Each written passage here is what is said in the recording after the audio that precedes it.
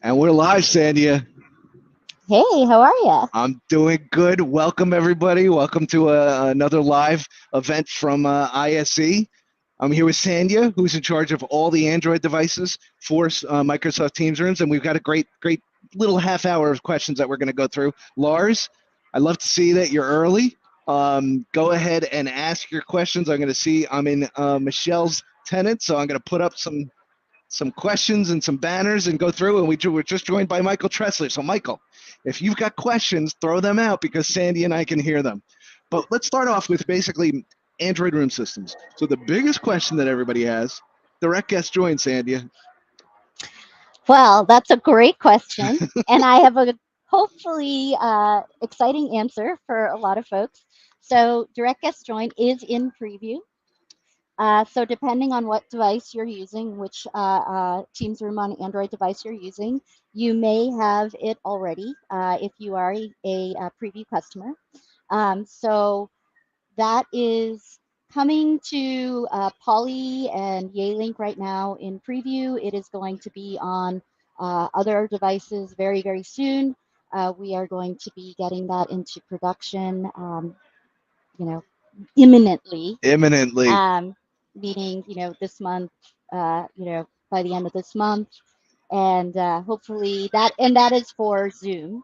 And then we are also working on WebEx integration as well. That's awesome. I know that that's the number one question that I get. That's why I started off with the first direct guest join. Let's talk about it and let's go through it. The second question that I always get is from Michael Tressler from across the room. Michael just yelled out, and what about front row? Front Front row, and we're row. sitting in a front row room. For those of you that are joining us live here and everything, we're in the front row room. Michael Graham and I are going to try to do the MTAD AMA out of this room, so we'll see how that goes. Sometimes the technology here is a little bit challenging, but front row on Android. Yeah, so I love front row. I love the, videos at the bottom of the screen, the fact that you can get chats, you can see who's raising their hand a lot more prominently, even while you're presenting in the room. It really brings everybody together, whether you're remote or in the room. And I don't know if people at home know, but we're sitting in a front row room at a guitar pick table, which is super cool. So when is it coming to Android? It is something that we are actively working on. I have seen basic iterations of it, so it will come to Android sometime in the second half of this year. We are super excited to bring it, and you will see that whether you have a single display or a double display, it will be available. That's awesome. I know that that's a great question that I get all the time too, because front row is really taken hold with the Windows side, and a lot of people have been here. I spoke earlier with the Greg Jeffries one that we were doing. People are coming into this room and saying, "I want this room." And if we can deliver it on Windows and Android, we've really got a solution that customers are going to go into. Absolutely. So 100%. So let's also talk a little bit about Android and the way that people get their systems in. We've just given a whole bunch of new guidance on conditional access on a whole bunch of things. And I think we're really clear on how we're actually doing things. But when we talk about Android devices and we put out a certificate end date, there's a specific reason for that, and it's really that we're developing the app that actually works on the Android system, right? But we're not actually in the Android OS itself. We're relying on the OEM partners to actually do the Android implementation and then take our app and put it in. And that's different than Windows. So people have to understand it's a little bit different in the way that it's designed, the way that it's actually architected than Windows. There's not one that's better than the other. And we do try to actually have feature parity for each. But some things are easier on Android than they are on Windows, and they'll come first. I know that you and I were talking about getting some of those conditional access policies in and how we can better access that. And I think there's really a push towards getting that guidance out to the field and making sure that people understand this is the way that we recommend to put these units in. And it's really no different than the phones and things like that. There's a lot of things that are similar between all of these Android devices, right? Yeah, absolutely. So if customers have RT certified phones already, being used, then the policies that they're applying there, many of them do apply to Teams Room on Android. I think one big difference that I hear a lot about is sometimes the phones are used in a personal mode. And for that, a lot of people have implemented multi-factor authentication. Good Um, point.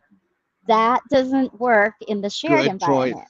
Yeah. And I get a lot of questions on, well, why not? Why isn't it working? Something's broken. But multi-factor, two-factor authentication isn't really made for a shared device, That's a because challenge. when you think about it, right, um, you're authenticating using a mobile phone, which is also tied to your Tied to you. personal account. It's who you are and what you know. And that's the thing about the do things. Who you are is not the room system. So Exactly, exactly. And so when you think about multi-factor authentication for a shared device, the shared device isn't logged in with another mobile phone or something like that. And so it doesn't really make sense. And so, um, you know, basically, if you are deploying Teams Room on Android, you shouldn't be using multi-factor authentication for that. Those devices should be, in a separate security group or whatnot, kind of, isolated, and essentially you don't have to apply the multi-factor authentication policy to the shared Android room devices. yeah, and I'm really excited about some of the new systems that we have in the Android portfolio too, like the boards. The Mm-hmm. boards are a really exciting addition, allowing you to actually use whiteboarding inside of a Teams room system, and that runs on the Android platform. That's right. So, we've always had boards, right? We've had the Surface Hub, which is an MTR, and now we're actually expanding that, uh, category, if you will, or subcategory of Teams rooms to other partners. So, Neat is our first partner on the Android side to come to the table with the board. We've got one running here, super fun to actually use. I Right? come by and people are, Everybody draws a smiley face. First thing you do when you walk up to a whiteboard, what do? You draw a smiley face. I mean, I paid a whole bunch of money. What am I doing? I'm going to draw a smiley face on this thing. Or I'm going to play tic-tac-toe. isn't I saw, that what maybe you that's a European thing. Everybody's going to play tic-tac-toe. I don't know. But those are the two things that I see everybody doing on the whiteboard. I don't know. I don't really know what they do, but everybody at the trade show, it's a whiteboard. So, That's usually how we make decisions right? at Microsoft, Tic-tac-toe? right? In Who wins? meetings, You right? or Yeah. Ilya? X's and O's. Right, right. And let's talk about, ISE. You went to a cooking class last night. I You did go did. to a cooking class. What did you learn? I learned how to cook paella. Paella. We're in Spain. She learned how to cook paella. So if you think that we're all about the technology and that's nothing that we do, we cook paella. Paella at a cooking class. So Well, and bottomless wine. bottomless wine Yeah, too. like, I mean, they were filling our wine glass constantly. I think it was because they were like, if it comes out badly, they won't Right? notice, They don't see it, right? They'll all enjoy the session as long as we go for the right? bottomless wine. One question that Lars is actually asking in here, which is a pretty good one. He asks, can we please have the option to press the speaker icon and the mute speakers, like Windows, again, aligning it and everything else? Is this something that's coming to Android as well? So I didn't quite hear the question. Oh, going from got it. Yeah, yeah, yeah. Yeah. Um, so that is definitely something we want to continue to optimize. And at the end of the day, we want to converge as much as possible with Windows. But to your point earlier, the Android OS has subtle differences, different ways to do things. And so there are going to be some nuances, And I think that's always going to be there. I think it's just one of those things that, we'd love to have everything there, but if it's a core functionality, I mean, we all talk about we want to go into the meeting room. We want to make meetings easy. So let's take that core technology of the single touch join, and I can start my meeting. There's some advanced things that sort of go into play and everything else, but as long as I can join that meeting, I'm 90% over right. that hump. I mean, people forget 3 years ago, before the Teams are in devices, complicated dial strings, we weren't able to actually walk into a room and transfer those calls right to the room system. All of that now exists, and as we demoed it here for the last week and everything else, it's something that really resonates with people who are still doing that in the office.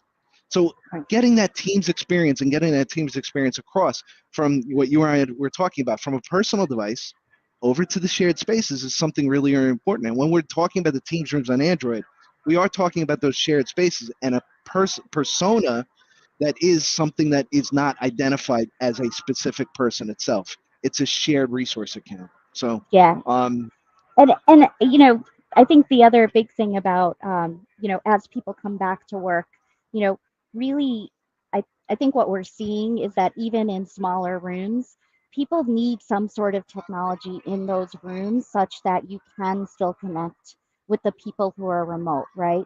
And so, yes, you can bring your PC in and, connect that way, which will work if it's one or maybe two people like you and I right here. But once you get beyond, three or four people in a room, going into a small focus room and putting your PC on the table just isn't going to do it, right? And so you really do need something in that room, whether it's a Teams room on Windows or a Teams room on Android.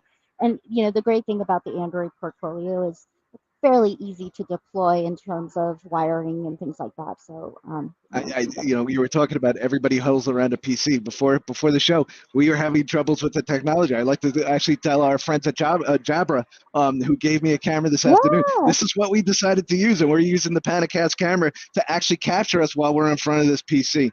So you talked about the phone, and you talked about room systems and how they sort of go from the personal device to the shared device. Um, uh, do we want to do more with the shared space? I know that Logitech just recently came out with their Roommate, which is not that all-in-one bundle, and I think that's really where you sort of have helped define the category of Microsoft Teams rooms on Android. It's no longer just the bundle. I think with Roommate, it really comes into play. We're probably going to look at some alternative solutions in larger spaces as well with the Android platform, correct? yeah, absolutely. So we started out, a couple of years ago on this journey. Started with some smaller devices, bar form factors, and now we're getting into, we're seeing great traction. We're seeing a lot of customers, wanting solutions and really partners coming to the table with some really, exciting new technology that can get into those larger spaces. And so what you will see with, the portfolio, hopefully you're seeing our feature set growing on the Android base, and you'll also see the number of devices and the types of devices continue to grow and essentially, work in even more spaces than what you can do today. So right now we have a lot of devices that are certified for the focus rooms, small rooms. Now we see some devices getting into that medium space and, soon, larger spaces as well. Yeah, I think there was a question this afternoon that the Logitech guys came over and asked, will the content camera actually be supported on Android as well? And the answer is So, in terms of it's a great question. Definitely something it's that we something that we do. want to do. Again, Yeah, it's that consistency between the platforms that we actually want to do. But there is some technology that needs to be put together because with Android, you don't get always the freedom with that you do with Windows, where you plug in a device and that driver's automatically there. That cohesion has to be there for all of these devices to work. And I think that's the challenge that your team sort of has is making sure that all of this works together. that's right. And, I think over time, our end goal is, we want to make sure that at the end of the day, as an end user, regardless of what device is in the room, whether it's a They should Windows know. device or Android device, they should just know they shouldn't really care, Correct. really. They get the same great Teams experience. They get front row. They can use the cameras in the room if it's a content camera or whatnot. And so we want to have that same experience. I would say up to 80% of the experience will be the same, and that is our goal. There will be some nuances, some slight things that might be different just because of technological differences. And then I think the other piece to that is when it gets into the advanced capabilities like advanced AI and some of those Yeah, features. to do it um, automatically. yeah, like some of them you'll see right off the bat because we have partners who bring that to the table. For example, Neat has Neat Symmetry, and that works, right out of the box. Other features like, whether it's, speaker attributed transcriptions, those might take a little bit longer on the Android platform, and so those might, be a little bit trailing. But at the end of the day, our goal is one great experience for all users, regardless of what the Teams room device is in the room. And I think Lars has a good question that he actually put in the chat too, and it's something that I get a lot. What's the best way to actually give feedback on MTR Android? How do you guys get your feedback? I know you get it from people like me and everything else, and I think that's really where the partner community comes in. If you're a partner, Lars, I know that you're out there with a partner. I think getting you guys that feedback can come in many different ways. Number one, from the OEM themselves.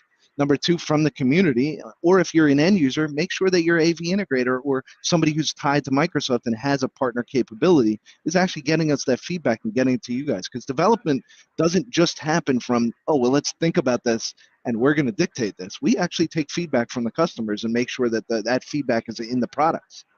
Absolutely. And actually, this is why conferences like these are terrific because there's a ton of customers who are here. We've met with many customers, hearing firsthand their feedback is terrific. And then obviously, working with our partners and hearing from the partners or, all the AV integrators that we, talk to. We absolutely want, users' feedback. It's actually great to get feedback because it means people are trying Exactly. and They're using the using it, product, right? right? Um, Good so or bad, we're it's getting the good, yeah, feedback. They're using it, right, right, yeah, or trying to use it, right? right? I see that Kenneth actually put in a thing about what's better, Android or Windows, and I think that's the wrong question. It's not better. We're trying to actually make these systems and make them usable for everybody. I think you said it perfectly when you said, let's get them into the room to use the functionality that's there. You get into the Teams meeting, and then we're going to add sort of the topping onto it, and we're going to add all these extra features onto it. But you've got to get these systems into rooms so that people are using it and people understand it, and they shouldn't know is it Windows. Right, We're geeks and we're nerds on that side, and we yeah, turn the nerd knobs and everything else. right. But we like that stuff. But again, 90% of the audience probably doesn't even understand that and shouldn't understand that. They should walk into a room, have the meeting, and just know that it works. I 100% agree. And in fact, I think asking that question kind of limits sort of the flow and the experience as a whole, right? Really starting from what are the user needs, right? And then where are these users doing certain actions? What kind of room? What is the size of the room? What are how big is it? How small is it? What kind of you know um, activities will happen in the room? All of those things are questions you want to ask way before Yeah. determining which What actual device. what device am I putting in there? That's right. Yeah. And then it could be maybe it's, maybe you need a board form factor for a space that's, going to be more collaborative, or, maybe you want, something with daisy chain mics and, ceiling tiles because it's a larger room, or it's being used for, more formal discussions, or whatever it is. So really understanding the purpose Of of that the room. space, Yeah. and then curating the devices of the OS that works with that space and how you want to manage that space, kind of comes as secondary to the overall goal. Okay. I'm reading some of the questions that are coming in. So uh, uh, I'm not sure. Alexander actually has a question about the UI interface. Will the category of MTR all-in-one devices, like the Yealink meeting board, have the same feature set and interface like MTR Android, or will there be differences in the application? So that's a great question. So we do have one of those devices here in the booth, and it's running hot desking experience. So Oh, so those can run the hot desking experience as well. yeah, yeah. So I think for displays, there's multiple things that you can do. So first is the display, first and foremost, is a great personal device that you can put on, your desk and use it in that fashion. Secondly, it can be used in a shared mode and use Yeah. it on a hot desk. So today with hybrid, being something that pretty much every company needs to think about. Like at Microsoft, for example, a lot of our employees are not going to come in every day, Yeah. right? So only, I mean, at least in my office, only the people who are going to come into work 3 days a week or more get a dedicated desk. Everybody else is going to have to hot desk. And what that means is there's going to be shared desks and there's going to be some equipment on that desk that people can use when they're in the office. Something like the Teams display with 24-inch Yeah. monitor is great to put on there, right? And you can actually reserve it. It's fully managed space. So the IT admin actually knows, who's reserved the Not only that, spaces. facilities and real estate can actually track who's using these They and can make sure that track. the usage of it. Yeah, Exactly. When you come in, you can actually, you're going to be able to check in and, basically say, yes, I'm here. You can then sign into it as an individual and get your, personal information on there while you're sitting there. And then it'll go back into hot desking mode once you leave. that's awesome. Um, but in terms of features, right, those are two different experiences. And so the features are going to be slightly different because when you're in a personal mode, you're going to want certain aspects Correct. that aren't necessarily appropriate for the shared mode. So you'll see some differences there. I think the third uh, use case is in a very small phone booth, or maybe it's a two-person room or something. The MTR, the Teams room is maybe a little bit too large for those types of rooms. So these displays can go in those Work phone perfectly. booths or Yeah. two-person rooms. And so in there, you may get a slimmed down kind of shared room experience. It's not going to have front row, but it's going to have the ability to one click join, Like you get said, into your meeting. meet. Yeah, that's the main thing. All right, Sandhya, we're coming up here. I think we're sort of out of time because I've got Graham and Michael across the desk. For those of you that don't know, we're going to have an MTD AMA out of this space, and we've got to set up the space for the 7 o'clock hour. For the 7 o'clock hour. So Awesome. if you've got time and everything else, do you have another question?